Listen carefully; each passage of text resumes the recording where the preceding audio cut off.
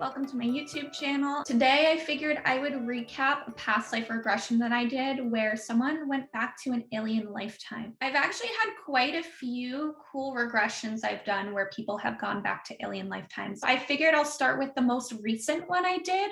Full disclaimer, I'm not telling you what to believe here. I'm simply recounting what happened in one of the past life regressions I conducted. What you want to take away from this video is entirely up to you. For privacy purposes, I will not be telling you the name of the client that I worked with, so I'll just simply be referring to her as my client, okay?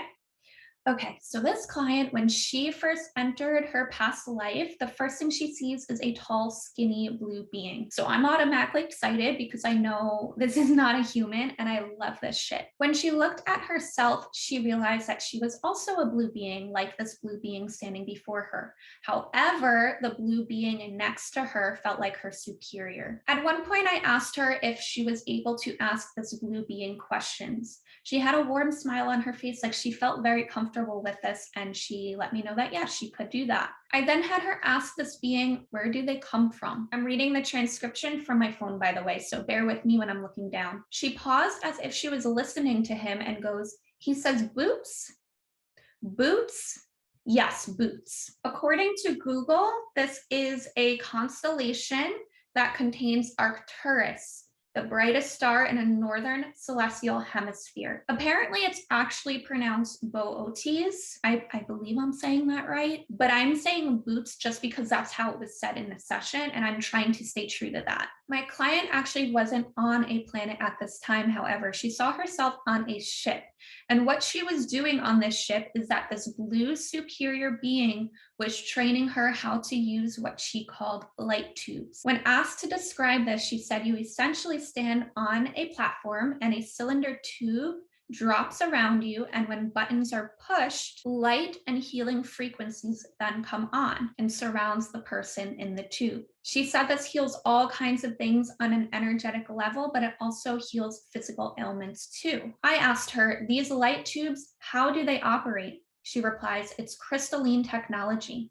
And I go, how does that work? I don't know. It's an intelligent source. I then ask her who gets access to these tubes. And she responds, the beings that come back from their missions. So now I'm curious, what kinds of missions are these? She responds, all kinds. Some of them travel to different places. They have different goals. Some of them are in battle. Some of them are teachers. Some of them are healers. When they return, they have holes in their energy fields. When asked where these beings go on their missions, she responds, I don't know.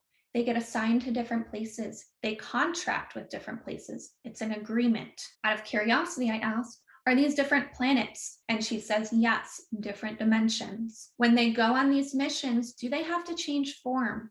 Or do they remain as these blue beings? And she responds, they change form. They change to whatever is appropriate for the place that they're going. She then further elaborated that Earth would be one of these places that these beings go on these missions. And sometimes they do change to human form when they come here. I also asked her if she's ever gone on these missions before. She responded very confidently, I've been on many missions. So then I actually had my client move to another important time and place. My hope was that she would actually move to another scene within this lifetime and we would maybe see one of these missions that she goes on. However, the higher self always has its own agenda and I have to flow with whatever happens. So she actually ended up leaving that lifetime and she visited a few other Earth lifetimes. They were very, very relevant to her and they were scenes that she did need to visit. Fortunately, later in the session, we do end up revisiting the topic in a different capacity. Upon entering a new lifetime, my client then sees that she's in a big city. She goes,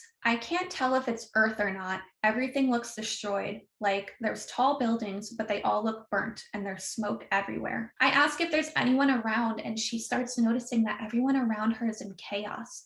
Their clothes look burnt and destroyed. They're running around frantic. It looks like some kind of catastrophe just happened in the city. I ask my client if she herself has a body and she says yes. She looks down at herself, and this actually ended up causing some confusion, and I'm going to read this right from my phone. I have on white shoes like flaps, like heels, flat heels, and I'm wearing a white dress, knee length, and just white. She's getting very confused and goes, I'm looking around and all these people are like, their clothes are torn and ripped and burnt, and mine aren't. I ask her if she knows why this is, and she goes, I I just arrived there. Maybe I don't know, maybe I just died and I'm just still here. No, I don't know why I'm different. So she's very confused at this point. And I ask her if there's something she feels like she's supposed to be doing in this moment. She says, I feel like I'm supposed to be finding people like myself in the middle of chaos, people who weren't, I don't know if they were hurt and died or got hurt and are still alive. I can't tell. So I decide to move her forward to when she finds someone else that she's looking for. She describes, so I see these people and they have white on too, and they're just looking down at their hands confused. They're just looking at their hands and flipping them over from one side to the other. I ask her, well, when you find each other, what do you do? She says, I just am walking up to them with just love and compassion and telling them to follow me. So I ask where they're following her to, and she paused for quite a bit, like she was still trying to figure it out. And then she goes, we're just walking through the streets looking for survivors, I guess. Or I don't know if survivors is the right word. I don't know. We're looking for other people like us. So we're still not really figuring out what's going on right now. My assumption is that she died in this catastrophe. Sometimes you hear about that happening. The spirit doesn't realize that they've crossed over and they just have to find where to go next. But I don't want to ask any leading questions. I want to figure this out as objectively as possible. Let me move her to right before this tragedy happened. Shirley will witness that she actually had died in that scene, and that'll give us the answers and lessen the confusion we're experiencing. But this ends up going to show that I never know what the fuck is actually going to happen in these sessions because I did not anticipate what she was going to see next. So I moved her back in time right before this all happened. And what she describes next is this. Oh, I'm watching it. It is on Earth, but I'm not on Earth. I'm in a different place and we're watching it on a screen. I'm like, a walk-in? That's the word that keeps coming. So I've heard the term walk-in before, and if you are familiar with Dolores Cannon's work, you might have heard it too. I believe there are quite a few different ways to define it. There are different nuances to it. It's a concept that we as humans can't fully wrap our brains around, but in the vague sense, it means when a soul enters a body at a different point in time than at birth. So this could potentially be why she was so confused when she entered that scene. That could have been the moment she entered that body.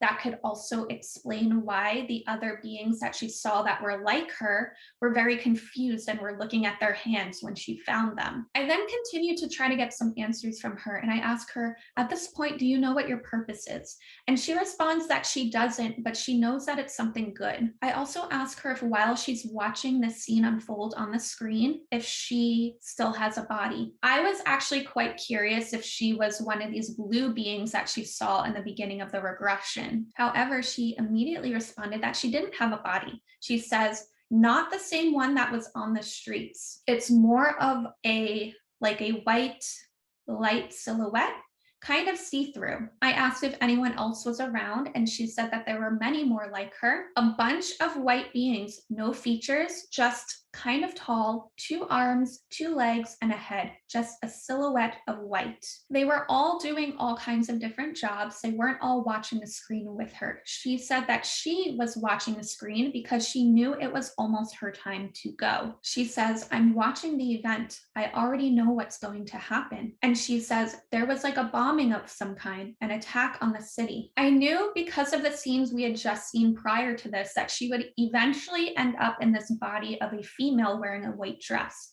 I was very curious how she ends up there. So then I asked her that. When it's your turn, what do you specifically do? Here's what she described. It's kind of like it felt like I just closed my eyes and everything goes dark.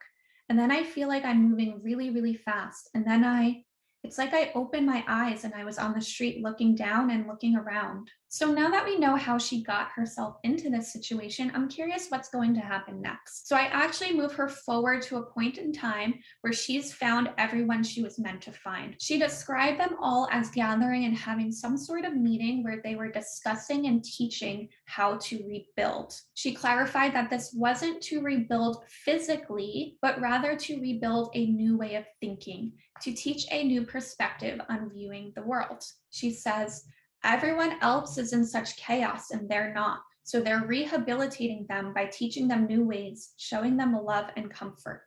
She explains that they've been very heavily programmed.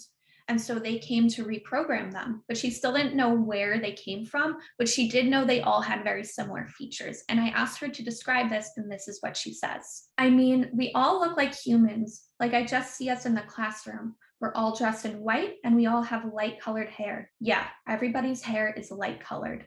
We all have like similar facial features, like we all look like siblings, like family. There are male and females. They have very pronounced jawlines. They're all very good looking, beautiful eyes, very strong, striking eyes. Some are blue, some are green, but they all have that same piercing effect. Just out of curiosity, I asked her a few more questions, such as if these beings need nourishment to survive, do they need to eat? She says that they just need to eat very high vibrational organic fruits and vegetables. I also asked if they need sleep in order to survive, and in this voice she goes, not much. I also asked, where do they stay when they're on Earth? Do they have homes?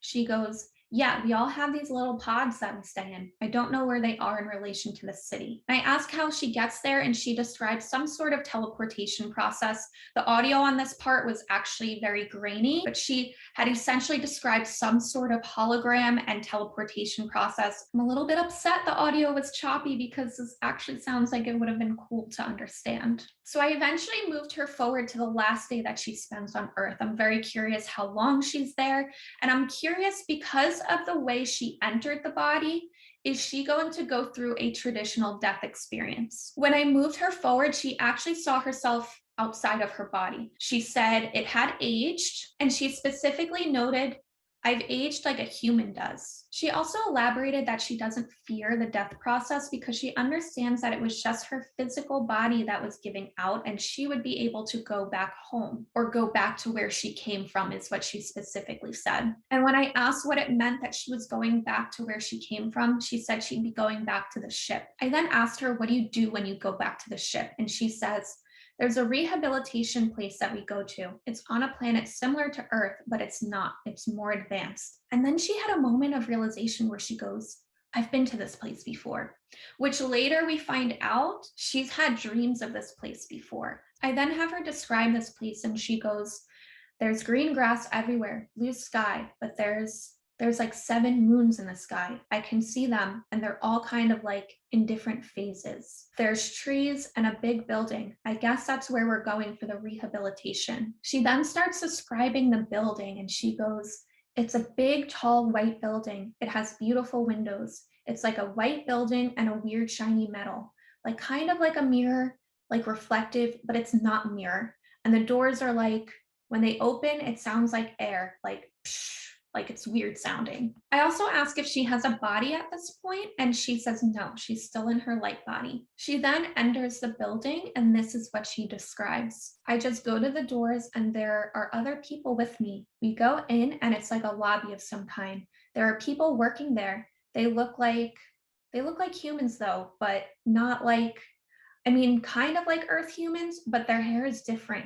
They have blue hair. And she said this as if she was kind of surprised to see this. And they're wearing these weird suits, like skin tight suits. I asked if they were able to perceive her in her light body, and she goes, yeah, they know we're here. And then I have her ask them, where is this planet located? She then paused and was kind of moving her head back and forth as if she was listening to someone talk to her. She chuckled a little bit, and then she goes, they said we're located in the Pleiades star system. We then decide to further explore the scene where she is in this rehabilitation center and see what happens next. And this is what she describes. So there are people there, staff members, I guess, welcoming us in and showing us to a private room. But the private rooms they're all white. There's a pedestal you can stand on. or like a tanning bed, it looks like a glass cylinder like thing. It's a rejuvenation center, like a healing center. And so, because we just got back from our missions, that's where we're going for our healing. It's a requirement to heal when you come back from a mission. Energetically be put back together. She was saying this as though she was figuring it out as she was speaking. She also explains other people come here to heal too. It's not just the people coming back from missions. It's like, I guess, a spa kind of thing. I mean, there are other human looking beings in there using the same instruments. I was also curious how these instruments worked. So this is what she described. I'm not sure. It seems like they work with light and frequency, like some energy. They somehow have our previous energetic impressions or blueprints before we went on our missions, and they're restoring us back to baseline using frequencies. Kind of like not laser light that burns, but bright light and its different colors. Afterwards, she describes, once we are finished in the healing machines, there's like a doctor or a practitioner of some kind that we talk to, like a review process. So we go into the room, a different room, and there's another being in there. And it's a human type being that looks like an elderly man. And there's a screen on the wall, and he has like a tablet in his hand, and he's pointing from the tablet to the screen. It's like a review process of our mission, of what we did and the good things we did and what we could have done better and anything that we learned. Kind of sounds like a life review after you go through the death process, right? Almost like this was an incarnation within an incarnation. I asked her what she learned during her review process, and this is what she says. My focus was compassion. That was the goal, was to experience and acquire this compassion and leadership. I asked if she achieved these goals, and she says, I did, yes. There were some mistakes I made, he said, but for the most part, I did really well. It's more of a reflection for me, not like a scolding, just reflecting back on it, absorbing everything from a different perspective as opposed to being there and experiencing it. After this review process, she looked down and noticed that she was back in her normal form. She says, I'm not a light body anymore, like I'm a dense being like they are. So then I have her describe her body. What does she consider her normal form? And she goes, it's male, like kind of thick, like big muscular type male, middle-aged. I feel like I don't have family or anything. So I asked, is that okay with you? And she goes, oh yeah, yes. My focus is, I guess I'm some kind of commander. That's the word that keeps coming in. I have this group of people. It's not like military on Earth, but it's a similar formation of people. Like, not military though, maybe similar to military, I guess. And so I lead these people on missions. When asked what kind of mission, she says, the ones like we just came back from. I guess we're able to transform our light bodies or transform into light bodies and go to other places and do our missions and then come back home. I don't know. It's weird. I then wrapped up the scene by asking her if this is an important role that she's holding, and she says yes. I also ask her if she enjoys doing it, and she goes, yes, I do, and I take it very seriously. I have plenty more alien experiences that I could share with you guys, but I'm going to save those for another video. I hope you guys enjoyed this one. If you have any questions, ask below. Other than that, I'll see you guys next time.